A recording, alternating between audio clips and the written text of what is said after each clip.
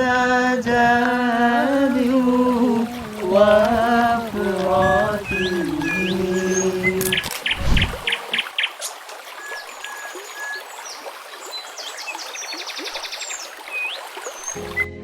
মাত্র 250 টাকায় সাভারের ভিতরে এত সুন্দর একটি জায়গা, যদি এখন আপনি এখানে না এসে থাকেন তাহলে আপনার জীবনের 16 আনাই বৃথা।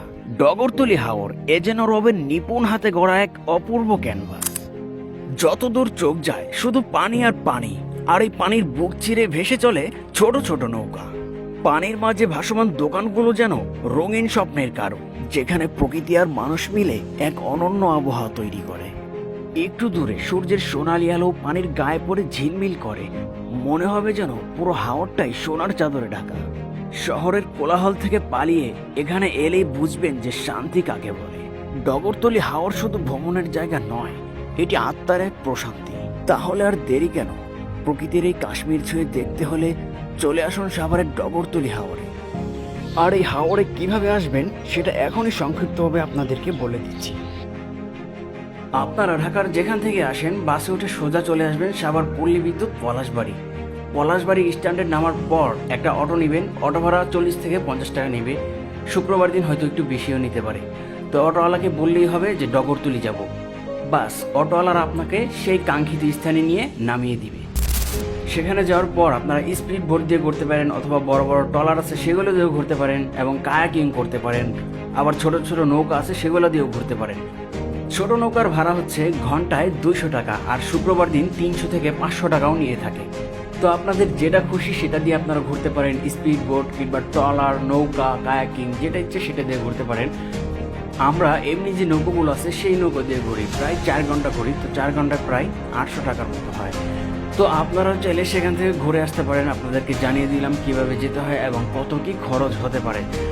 তো গাইস, চলুন ভিডিওটি এনজয় করা যায়।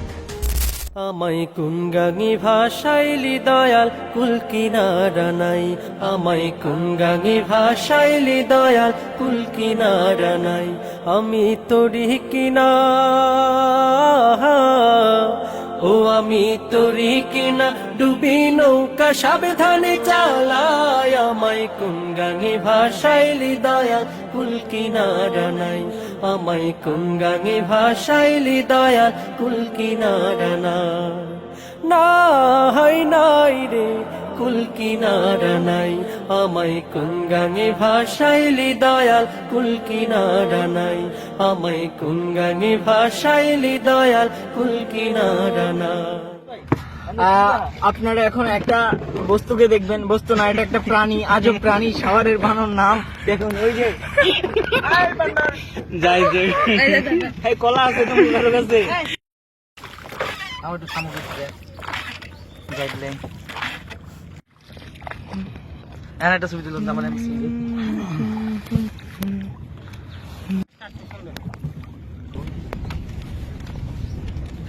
আমি কি এটি ভিডিও করতেছেন? আপনি তো ভালো মানুষ না। আমি জীবনের সোনা ঝরা দিনগুলো সব শীতের পাতার মতো ঝরে যায়। والليل دجاب وفراته সুন্দর দেখে না মামা।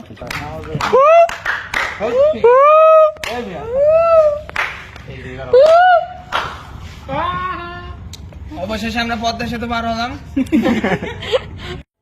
তো গাইস, আজকের ভিডিও ছিল এই পর্যন্ত। ভিডিওটি ভালো লাগলে একটি লাইক করে দিবেন আর কমেন্ট করে জানাবেন কেমন হয়েছে। তো গাইস, দেখা হচ্ছে নেক্সট ভিডিওতে। সেই পর্যন্ত সবাই ভালো থাকবেন, সুস্থ থাকবেন। আল্লাহ হাফেজ, আসসালামু আলাইকুম।